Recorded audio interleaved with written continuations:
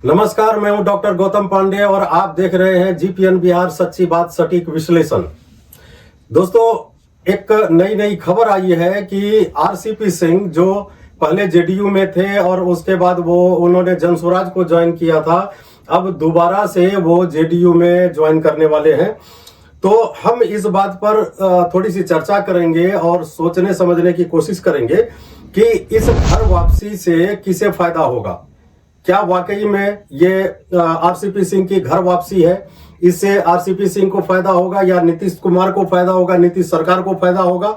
साथ ही ये भी जानने की कोशिश करेंगे कि इसका जनसुराज के ऊपर क्या प्रभाव पड़ेगा और सबसे बड़ी बात कि इस वापसी से क्या आरसीपी सिंह को जेडीयू में यानी जनता दल यूनाइटेड में वही मान सम्मान, वही रुतबा फिर से मिलेगा जो पहले उनको मिलता था, क्योंकि वो एक कद्दावर नेता है और उनकी एक पहचान थी, जेडीयू में एक जगह बनी हुई थी।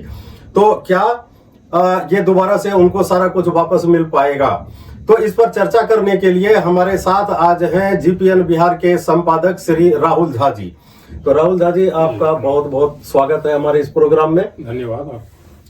आज जो हम चर्चा करने वाले हैं, जैसा कि अभी हमने बताया, हम ये जानने की कोशिश करेंगे कि आरसीपी सिंह जो दोबारा से जेडीयू में शामिल होने जा रहे हैं, जो अभी तक चर्चा चल रही है, तो क्या वाकई में वो दोबारा जनसुराज को छोड़कर जेडीयू में शामिल होंगे? और शामिल होने से किसका फायदा, किसका नुकसान?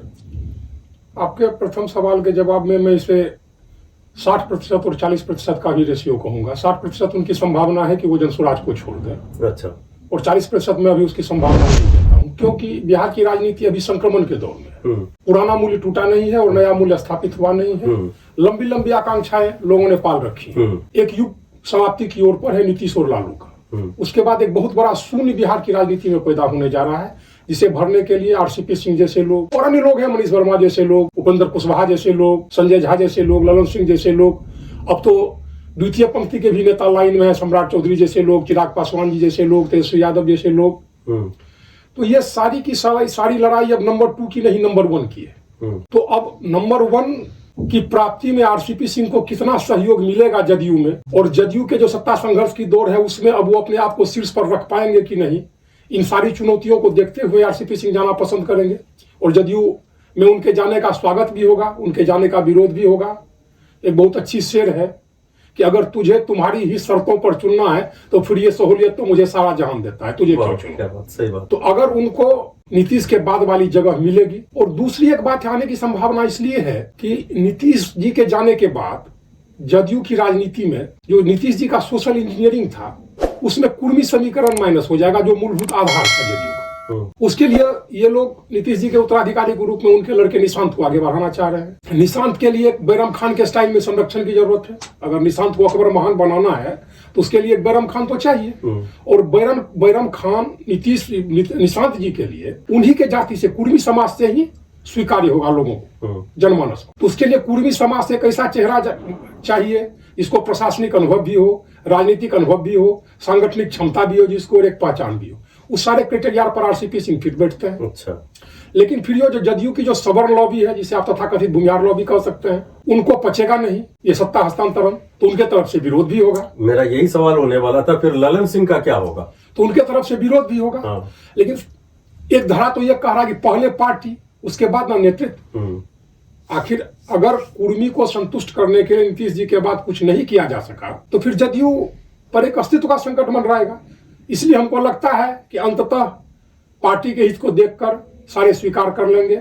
आरसीपी जी को भी लगेगा कि एक नई भूमिका में एक महत्वपूर्ण भूमिका मिलने वाली है, तो वो आ सकते हैं। इसलिए मैं 60% का देता हूँ, और नहीं आने की संभावना 40% का देता हूँ। तो आपके हिसाब से आपको क्या लगता है कि ये पार्टी की मजबूरी है आरसीपी सिंह को अपने में दोबारा से शामिल करना, या कुछ इसके बारे में जानकारी है आपको कि ये किसने संपर्क किया था? क्या आरसीपी सिंह ने संपर्क किया था नीतीश कुमार से कि हमें शामिल कर लो, या नीतीश कुमार ने संपर्क किया था कि आप हमारे में आ जाइए? ये किसी ने किसी से संपर्क नहीं किया था। ये सामाजिक संरचना होती है। याद होगा आपको कि पटेल सेवा संघ के द्वारा मकर संक्रांति पर भोज का आयोजन किया गया था। उसमें आरसीपी सिंह भी आमंत्रित थे, नीतीश जी भी गए हुए थे। लोगों ने उनसे पूछा कि आप नीतीश जी से अलग हो गए, तो उन्होंने कहा कि नहीं, 25 सालों से मेरा साथ रहा है उनके साथ। तो ये वो जो सामाजिक व्यवस्था है बिहार के राजनीति की, जो जातीय सामाजिक व्यवस्था है, उस जातीय सामाजिक व्यवस्था में मध्य के लोग होते हैं जो अपनी जाति के सभी धाराओं के लोगों के बीच उनका संपर्क होता है। ये सारी जातियों में होता है, वो ब्राह्मण हो, कोई हो, वैश्य हो, कोई हो। कुछ बीच के लोग होते हैं जो जाति की सभी धाराओं में उनका सहसंबंध होता है। उन्हीं धाराओं के द्वारा ऐसी परिस्थितियां बनाई जा रही हैं। हकीकत यही है कि ना नीतीश जी ने आरसीपी से संपर्क किया है, ना भी आरसीपी सिंह ने नीतीश जी से संपर्क किया, लेकिन वो जो मध्य के लोग हैं उन्होंने एक दूसरे से संपर्क किया है और बात कुछ हद तक बन गई है। इसलिए हो जाएंगे। कहीं ऐसा तो नहीं है कि आरसीपी सिंह को ये बात समझ में आ गई हो कि जिस जनसुराज में वो हैं वहां पर वो रियल एसेट नहीं बन पाएंगे जो एसेट वो जेडीयू में थे, या ये भी हो सकता है कि वो मंच उनको नहीं मिल पाया जनसुराज में जो वो चाहते थे, इसलिए भी वापस वो जा रहे हैं, उनकी घर वापसी हो रही है उधर। देखिए, जनसुराज के राजनीति की स्टाइल और आरसीपी सिंह जी के राजनीति की स्टाइल, अगर आरसीपी सिंह की राजनीति को हम विषय के रूप में गणित कहें तो जनसुराज की राजनीति दर्शन हो जाती है। आरसीपी जी की राजनीति टोटली मैथमेटिकल थी, इसमें इसको जोड़ना है, इसमें इसको घटा देना है, ये रिजल्ट ले आना। प्रशांत जी नेरेटिव की राजनीति कर रहे हैं, इसलिए वो खुद का भी कहा करते थे, उन्होंने कहा भी है कि या तो मैं अर्श पर रहूंगा या तो फर्श पर रहूंगा। वहां संभावनाओं का खेल नहीं है, वहां नेट रिजल्ट का खेल है कि सही या गलत की बात है। वहां एक नेरेटिव सेट होगा, वो नेरेटिव सेट होगा तो वो सफल होंगे। वो लंबे संघर्ष की राजनीति। आरसीपी सिंह जी ने हमेशा सत्ता की राजनीति की है। वो किसी भी बदलाव के लिए बहुत लंबे इंतजार के मूड में नहीं है। वो नीतीश जी के सोशल इंजीनियरिंग की उपज है। उन्होंने अपने अच्छे खासे ब्यूरोक्रेसी के कैरियर को छोड़ा है, सत्ता का स्वाद वो चख चुके हैं। और याद होगा कि हम लोग एक हिंदी साहित्य में बड़ा बढ़िया एक कोटेशन था कि अमीरी के कब्र पर पनपी हुई गरीबी बड़ी जहरीली होती है। तो जिन्होंने सत्ता सुख भोगा है उनके लिए संघर्ष दूसरे तरह की बात होती है, कुछ हजम नहीं होती है, वो कुछ दूसरे तरीके से बदलाव ढूंढेंगे। इसलिए हो सकता है वो फिट नहीं कर पा रहे हो जनसुराज। ये भी हो सकता है कि जनसुराज में उनकी सुनी ही नहीं गई हो। नई विचारधारा की जब राजनीति होती है तो आप ये आरोप नहीं लगा सकते कि मेरी सुनी नहीं गई, क्योंकि वहां करने के लिए अवसरों की कमी तो है नहीं। अभी जनसुराज सेचुरेटेड स्थिति में तो पहुंचा नहीं है, काम के अनेकों अवसर हैं। आप अपनी क्षमता को अगर वहां साबित करना चाहते हैं तो वहां मंच की भी कमी नहीं हो सकती है। प्रशांत जी अकेले तो राजनीति कर लेंगे नहीं। ये भी तो प्रशासनिक सेवा में थे, तो जनसुराज में जितने भी प्रशासनिक सेवा से निवृत्त होकर या छोड़कर जो आए उसमें से ज्यादातर तो छोड़ गए जनसुराज को। मैंने अभी अभी आपसे कहा कि जो सेवानिवृत्त होकर आए हैं वो 60 की उम्र तो पार करके ही आए हैं, तो वो बहुत लंबे इंतजार के मूड में नहीं होंगे। लेकिन जो यंग थे, जो एसपी थे, जो नौकरी छोड़कर आए थे, वो भी तो छोड़ गए। हाँ, तो उनको करियर के बदले में रिप्लेसमेंट चाहिए था, तुरंत वो एमएलए हुए, बक्सर से जाकर हाँ, लेकिन जनसुराज तो छोड़ दिया ना उन्होंने। जनसुराज छोड़ दिया उन्होंने, क्योंकि जनसुराज में ये तो सुनने में भी आया था ऐसा कि जनसुराज में उनकी सुनी नहीं जा रही थी। वैसी स्थिति तो बनती ही है किसी भी पार्टी में, वैसी स्थिति तो बनती है कि जिस किसी ने नेरेटिव को सेट किया, जिस किसी ने अपनी विचारधारा बनाई, तो वो विचारधारा और वो व्यक्ति एक दूसरे का पर्याय हो जाता है। अगर आपको उस विचारधारा पर चलने के लिए कहा जाता है तो व्यक्ति पर चलना हो जाता है। आप क्या समझते हैं कि ये जो आपके जो जनसुराज के जो राष्ट्रीय अध्यक्ष हैं, जो सुनने में आता है, मार्केट में जो बात चलती है, इनकी वजह से भी कुछ लोग जनसुराज छोड़ रहे हैं, क्या ये सही बात है? मैंने कुछ देर पहले आपसे कहा कि किसी व्यक्ति के वजह से कोई जनसुराज नहीं छोड़ सकता। जनसुराज की दार्शनिक राजनीति, नेरेटिव की राजनीति है, और नेरेटिव की राजनीति में नेरेटिव स्थापित करने में, आपको अपनी विचारधारा को स्थापित करने में एक समय लगता है। समय एक लंबा संघर्ष खोजता है, और अभी के इस शॉर्टकट के पीरियड में उतने इंतजार के मूड में बहुत सारे लोग हैं नहीं, क्योंकि जो कोई भी जनसुराज में आया है वो या तो स्थापित पार्टियों से आया है या अपना ब्यूरोक्रेसी के करियर को छोड़ के आया है, तो वो संभावनाओं की तलाश में आया था। ये परमुटेशन और कॉम्बिनेशन, उनको संभावनाएं छीन नजर आई, वो चले गए। और जो संघर्ष करने के लिए यहाँ आए हुए थे जनसुराज में, जिनको लगेगा कि नहीं लंबे समय के बाद ही बदलाव आएगा तो हम एट द टॉप रहेंगे, तो वो बने हुए। किसी व्यक्ति के वजह से ना कोई जनसुराज में आ रहा है, ना किसी व्यक्ति के वजह से जा रहा है। ये खेल संभावनाओं का है। जो जितने लंबे इंतजार के मूड में है उसी हिसाब से अपना करियर सेट कर रहा है। मैं जो देख रहा हूँ स्थिति लेकिन जनसुराज में तो ज्यादातर जो आदमी उससे जो जुड़े हैं वो प्रशांत किशोर की वजह से जुड़े हैं। प्रशांत किशोर एक ऐसा व्यक्तित्व है जिसको देख के, जिसको सुन के लोगों ने जनसुराज को ज्वाइन किया था और फिर धीरे धीरे वो छोड़े जा रहे हैं उसको। तो इसका क्या मायने हो सकता है कि आप अगर वास्तविक रूप से देखें तो पब्लिक में, एक आम जनमानस में प्रशांत जी के प्रति एक अवधारणा उत्पन्न हुई थी। उनका जुड़ाव प्रशांत जी के साथ कहा जा सकता है कि जनता प्रशांत जी के साथ जुड़ी थी। बाकी कार्यकर्ता या राजनेता जो कोई भी जनसुराज के साथ जुड़ा उसमें 10% उनकी विचारधारा के साथ जुड़ा था और शेष के 90% प्रशांत जी में राजनीतिक संभावना को देखते हुए उनसे जुड़ा था। उनको लगा था कि इसके द्वारा हम राजनीति में जल्दी जगह पर पहुंच सकते हैं। तो उन 90% लोगों को निराशा हाथ लगी। हम जनसुराज की विचारधारा स्थापित नहीं हुई और वो 90% लोग धीरे धीरे या तो जा रहे हैं या तो जाएंगे। ये हर पार्टी के जन्म काल में, शैशव काल में ऐसा होता है, होता ही आया है, ऐसा होगा। इससे पहले कि हम दोबारा लौटकर आरसीपी सिंह के मुद्दे पर आए, एक छोटा सवाल और जानना चाहेंगे आपसे, थोड़ी चर्चा कर लेते हैं इस बात पर। अभी जो बंगाल में जो कुछ भी हुआ है, जिसमें आईपैक मुख्य है, उसमें आईपैक के ऊपर छापा पड़ा, आपने न्यूज में भी पढ़ा होगा, उस पर छापा पड़ा और ममता बनर्जी वहां से, माननीय मुख्यमंत्री ममता जी कुछ फाइलें वहां से उठा के लेके गई। अब ये जो छापा पड़ा है, जिस समय का ये केस है, ये उस समय का है जब प्रशांत किशोर इसके सर्वे सर्वा थे आईपैक के। तो आपको नहीं लगता कि इसके छींटे प्रशांत किशोर तक भी आएंगे? राजनीति काजल की कोठरी है। आप इसमें अगर आए हैं तो बेदाग निकलना बिरले ही निकल पाते हैं। आईपैक प्रशांत जी चलाते थे। आईपैक में अगर कुछ गलतियां पकड़ी जाती हैं तो स्वाभाविक है वो छींटे उनको लगेंगे। लेकिन आईपैक पॉलिटिकल सलाह देने का काम किया करती थी। वो पॉलिटिकल पार्टियों के लिए नैरेटिव बनाती थी, नाराएं गढ़ती थी। ममता जी जिस फाइल को लेके गई, उनका कहना है कि उसमें मेरे चुनाव की स्ट्रेटजी थी, जिसको ईडी के सहारे अमित शाह प्राप्त करना चाह रहे थे, लेना चाह रहे थे। तो ये तो अब जांच का विषय है कि हुआ क्या था वहां। अगर आईपैक बदनाम होती है, आईपैक ने वास्तव में कोई गलतियां की है, उस समय में की है जिस समय में प्रशांत जी आईपैक के सर्वे सर्वा थे, तो वो आएगा, वो जांच का विषय, तो निश्चित रूप से वो आएंगे। लेकिन ऐसी कहीं से कोई बात नहीं है। मुद्दा ये है कि उस समय 2021 में इलेक्शन के टाइम पर जो फंड कुछ आया था दूसरे तरीके से, वो थ्रू आईपैक गया था। अगर ये बात साबित हो जाती है कि थ्रू आईपैक वो पैसा डिस्ट्रीब्यूट हुआ है, तो बात आएगी प्रशांत किशोर पर फिर?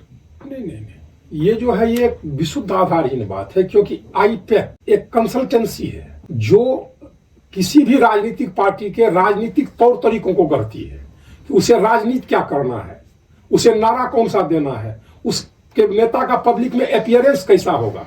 वो विशुद्ध रूप से राजनीतिक क्रियाकलापों को संतुलित करने के लिए, व्यवस्थित करने के लिए बनाई गई कंपनी है। तो फंड का ट्रांसफर उससे हुआ ही नहीं है। अगर ऐसा कोई कहता, ऐसा अगर होता है तो गलत है, जांच में तो गलत है। हाँ, क्योंकि इसी वजह से तो छापा पड़ा था। आईपैक कोई वित्तीय संस्था तो है नहीं, तो आईपैक के थ्रू आखिर लोग कहता है हुआ है, कैसे हुआ होगा? मान लीजिए कि जो आप कह रहे हैं वही सही हो, लेकिन अगर ईडी ने उसके फॉर्म पे, उसके ऑफिस में छापा मारा है, तो क्या ये ममता सरकार का या ममता जी का ये बनता था कि वहां जाकर फाइल अपने कब्जे में ले ले? वो कोर्ट जा सकती थी, वो कोर्ट जा सकती थी कि मेरा जो स्ट्रेटजी है, स्ट्रेटजिक फाइल मेरा ईडी उठा के ले गई। ईडी तो स्वतंत्र निकाय है, उस पर तो किसी का जोर नहीं चलता और कोई उसको, उसकी कार्रवाई में रुकावट नहीं डाल सकता।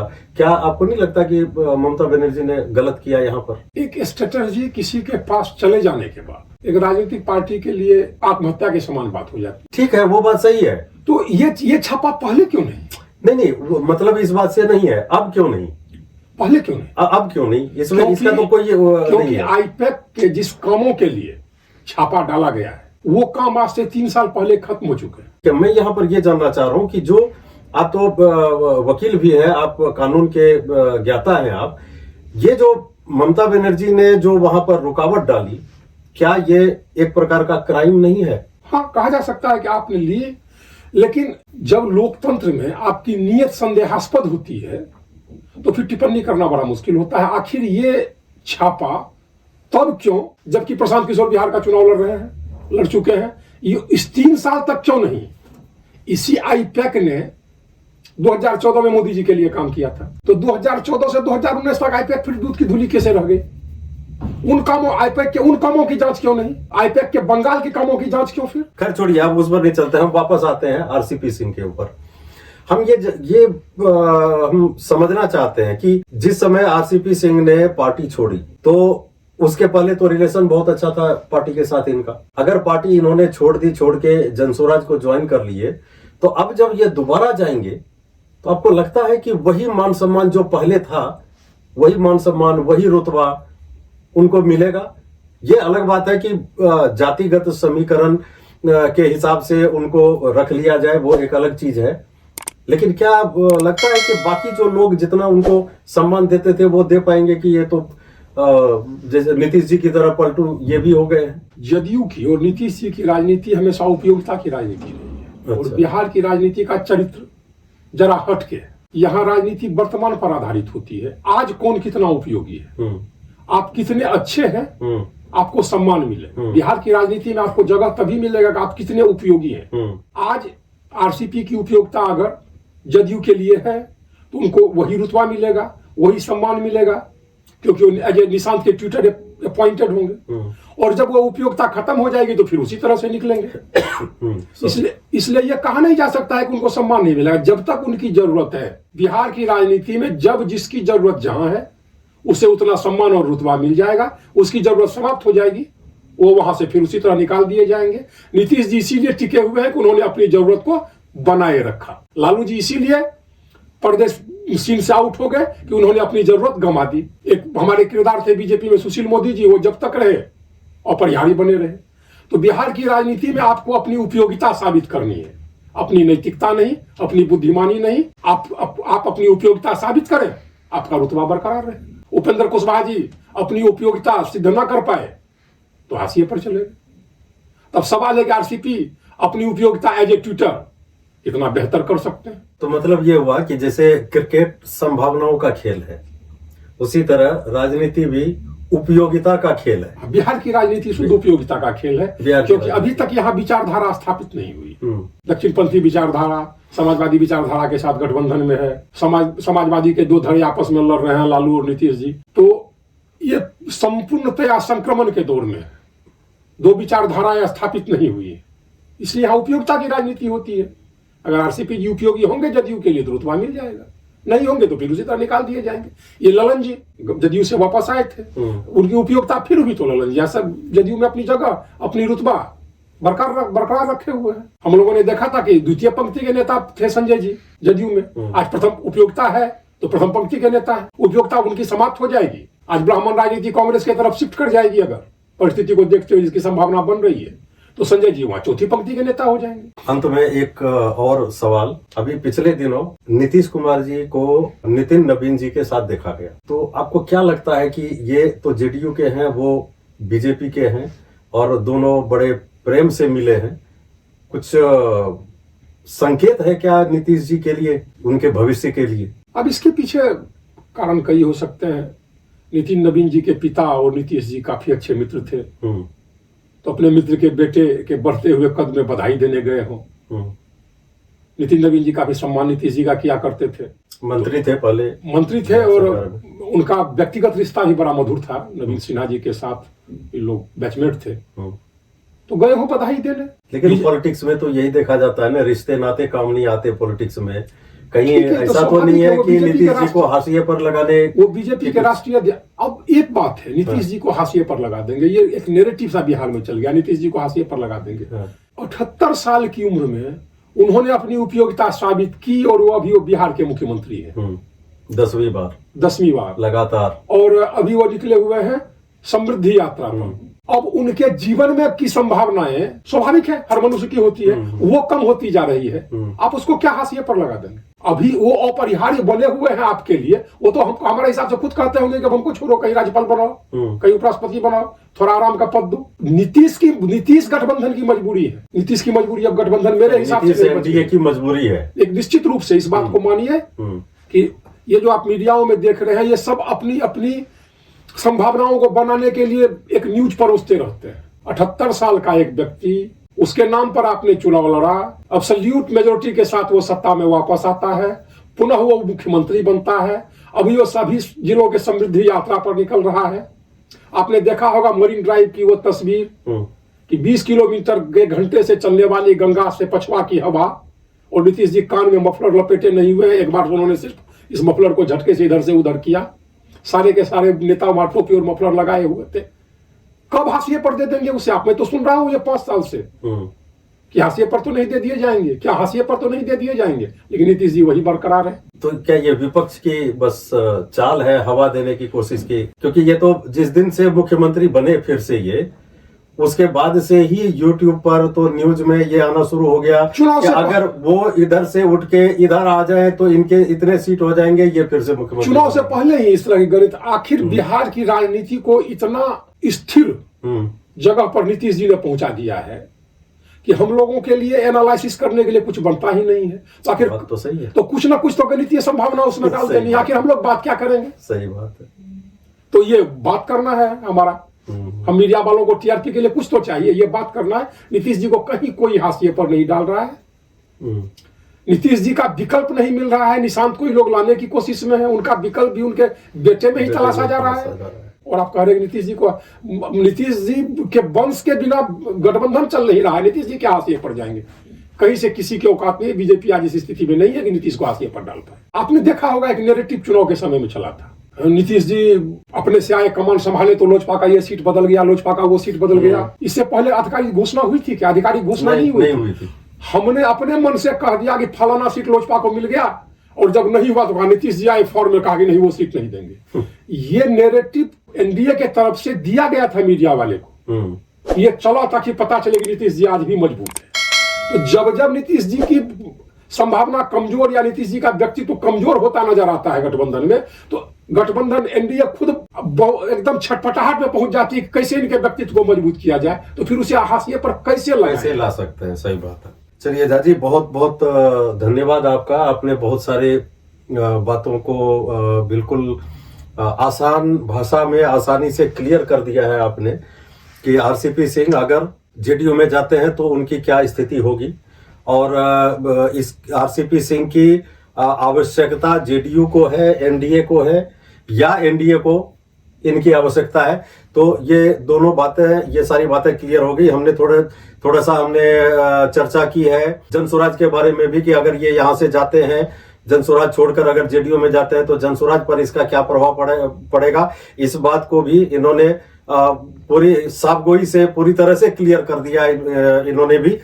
तो दोस्तों, अभी आपने जो देखा इसमें आप अपनी राय दीजिए कि अभी जो हमारी चर्चा थी, इस चर्चा को आप किस तरीके से देख रहे हैं? इसको पॉजिटिव तरीके से देख रहे हैं या नेगेटिव तरीके से कि आरसीपी सिंह का जेडीयू में जाना ये एनडीए और जेडीयू के लिए पॉजिटिव होगा, या सिर्फ आरसीपी सिंह के लिए पॉजिटिव होगा, बाकी पार्टी और दल के लिए ये नेगेटिव में जाएगा? ये तो अपनी राय हमें कमेंट में अवश्य दें, और चैनल को जरूर सब्सक्राइब कीजिएगा जीपीएन बिहार को।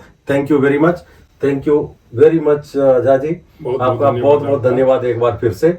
और हम फिर मिलेंगे किसी और मुद्दे पर, इसी तरह चर्चा करेंगे बैठ के। और जीपीएन के दर्शकों को भी मेरा प्रणाम, बहुत बहुत धन्यवाद। और सभी दर्शकों से आग्रह कि न्यूज चैनल को जरूर सब्सक्राइब करें, क्योंकि हम लोग हमेशा एक सिद्धांत पर चलते हैं, सच्ची बात, सटीक विश्लेषण। धन्यवाद।